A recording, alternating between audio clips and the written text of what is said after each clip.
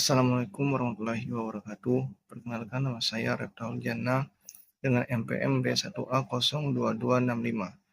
Jadi di sini saya ingin membuat sebuah video tugas dari mata kuliah Hukum Pidana Internasional tentang pembahasan kejahatan-kejahatan internasional. Jadi di sini saya mengambil kejahatan terorisme. Baik, di sini saya akan membahas tentang pengertian terorisme. Secara umum, terorisme sebagai tindakan yang menggunakan kekerasan atau ancaman kekerasan untuk menciptakan ketakutan dan ketidakstabilan dengan tujuan politik, ideologis, atau agama.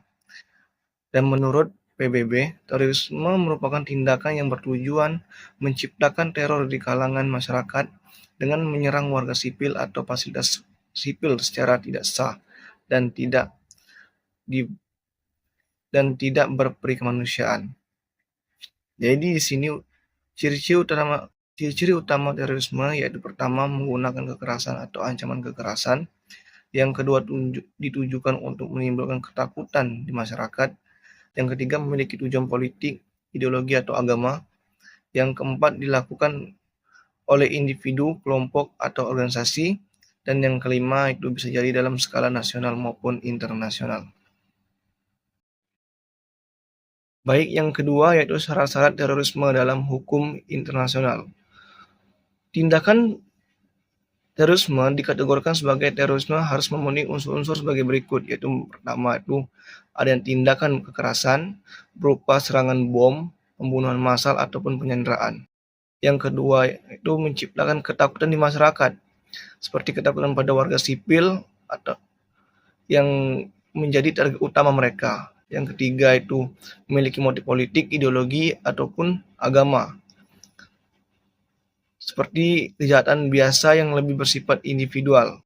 Yang keempat dilakukan oleh individu ataupun kelompok yang terorganisir, seperti yang pernah terjadi pada tahun-tahun belakang, yaitu terorisme internasional seperti ISIS dan Al-Qaeda. Adapun dasar hukum terorisme dalam hukum pidana internasional yaitu yang pertama, konvensi dan perjanjian internasional. 1. Konvensi PBB tentang pemberantasan pendanaan terorisme tahun 1999 mengatur larangan pendanaan bagi kelompok teroris.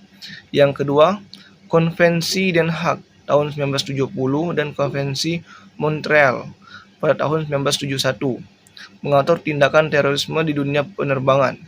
Yang ketiga, Konvensi Internasional Melawan Pengeboman Teroris pada tahun 1997, yaitu mendiskriminasikan penggunaan bahan peledak dalam aksi terorisme. Yang kedua, hukum nasional di berbagai negara, yaitu setiap negara memiliki hukum anti-terorisme masing-masing. Misalnya di Amerika Serikat, yaitu adanya USA Patriot dibentuk pada tahun 2001, dan di Indonesia yaitu Undang-Undang Nomor 5 tahun 2018 tentang pemberantasan tindak pidana terorisme, dan yang ketiga di Uni Eropa yaitu European Union Counter tentang terorisme strategi.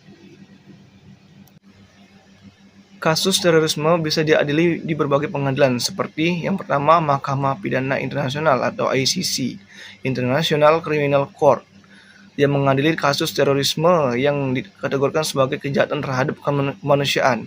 Tempatnya di Den Haag, Belanda, dan beroperasi berdasarkan Statuta Roma tahun 1998. Yang kedua, Pengadilan Nasional. Setiap negara memiliki kewenangan untuk mengadili kasus terorisme yang terjadi di wilayahnya sendiri. Contohnya yang ada di Indonesia yaitu Pengadilan di Indonesia untuk kasus bom Bali tahun 2002. Yang ketiga, Tribunal Khusus, itu tepatnya di Lebanon, dibentuk untuk menangani kasus-kasus terorisme tertentu. Misalnya mengadili kasus di Lebanon tahun 2007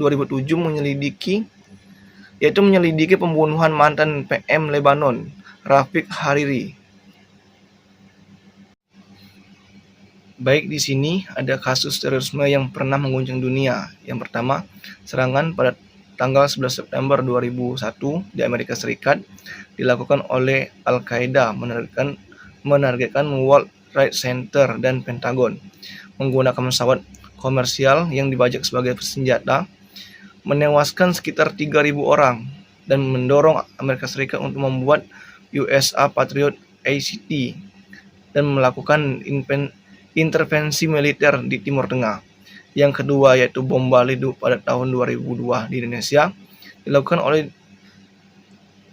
Jamaah Islamiyah atau JL, kelompok terorisme yang terkait di Al-Qaeda, menargetkan kawasan wisata Kuta Bali, menewaskan sampai 200 orang termasuk turis asing. Para pelaku diadili dan dijatuhi hukuman mati oleh pengadilan Indonesia. Dan yang ketiga yaitu serangan Paris tahun 2015 di Prancis, dilakukan oleh ISIS, menargetkan gedung konser Bataclan dan restoran di Paris, menewaskan 130 orang dan melukai lebih dari 350 orang, memicu penargetan keamanan di Uni Eropa. Baik, mungkin itu saja sedikit pembahasan tentang terorisme. Saya akhiri. Wassalamualaikum warahmatullahi wabarakatuh. Baik, mungkin itu saja yang dapat saya sampaikan tentang pembahasan terorisme. Jika ada salah, saya mohon maaf. Saya akhiri. Wassalamualaikum warahmatullahi wabarakatuh.